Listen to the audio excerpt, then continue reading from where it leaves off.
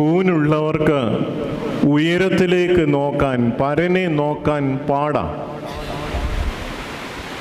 ശാരീരികമായ കാര്യമാണ് പറയുന്നത്. അവൾക്ക് ഉയരത്തിലേക്ക് നോക്കാൻ പാടാം.